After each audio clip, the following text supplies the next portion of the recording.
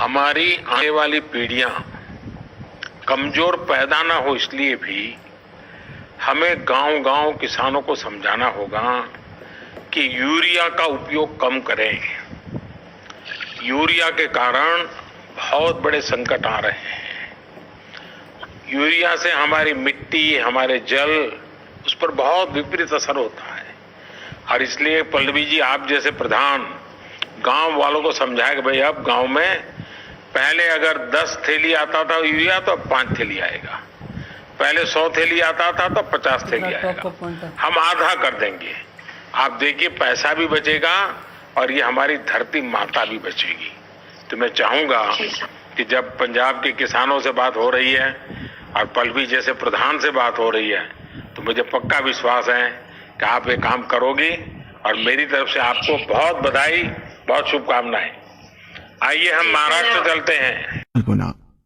भोले भाले किसान अधिक उत्पादन के लालच में फंसकर रासायनिक खाद व कीटनाशकों का प्रयोग करने लगे। बैलों की जगह ट्रैक्टर से जुताई होने लगी। शुरुआत में कम रासायनिक खादों के प्रयोग से अधिक उत्पादन हुआ। धीरे धीरे रासायनिक खादों के प्रयोग के कारण भूमि की उर्वरा शक्ति क्षीण होने लगी, जिसकी वजह से उत्पादन घटने लगा तथा फसलें कमजोर होने लगी। फसलों के कमजोर होने के कारण उनमें रोग व कीट लगने लगे।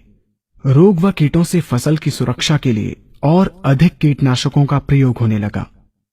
एक तरफ ज्यादा उत्पादन के लिए अधिक रासायनिक खादों का प्रयोग होने लगा, वहीं दूसरी तरफ फसलों को रोग व कीटों से बचाने के लिए अधिक विषाक्त कीटनाशकों का प्रयोग बढ़ गया, जिसके कारण उत्पादन लागत बढ़ी और किसान को लाभ कम होने लगा, बल्कि छोटे किसान कर्ज में डूबने लगे।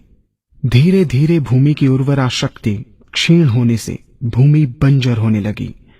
रासायनिक खाद व कीटनाशकों के कारण खाद्यान्न भी विषाक्त हो गए तथा जलवायु भी प्रदूषित हो गई, जिसके कारण मानव, पशु पक्षियों के स्वास्थ्य पर प्रतिकूल प्रभाव पड़ा, जिसका परिणाम आपके सामने है।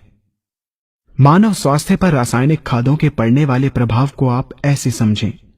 जब किसान फसल में रासायनिक खाद डालता है तो रासायनिक खाद में उपस्थित विषाक्त रसायन जल में घुलकर सबसे पहले जल को प्रदूषित कर भूमि के अंदर उपस्थित केचुए व सूक्ष्म जीवाणुओं को मार देता है।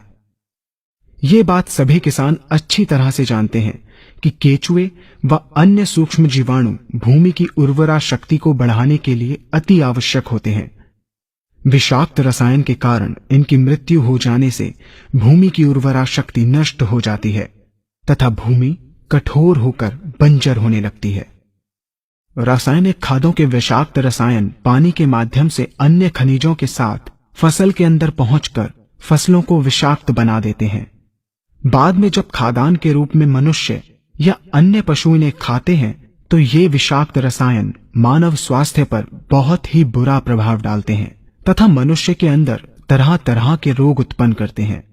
जब हम जैविक खाद का प्रयोग भूमि पर करते हैं तो जैविक खाद पानी में मिलकर पानी को प्रदूषित नहीं करती। जैविक खाद भूमि के अंदर उपस्थित उर्वरा शक्ति को बढ़ाने वाले जीवाणु तथा केचुओं की संख्या को तीव्रता से बढ़ाती है, जिससे भूमि की उर्वरा शक्ति बढ़ती है तथा भूमि छिद्र युक्त एवं भुरभुरी हो जाती है, जिससे वायु और प्रकाश भूमि के अंदर गहराई तक प्रवेश करते हैं, जिसके कारण भूमि में तापमान एवं आर्द्रता का संतुलन बना रहता है और फसलें मजबूत होती हैं। जैविक खाद में विद्यमान तत्व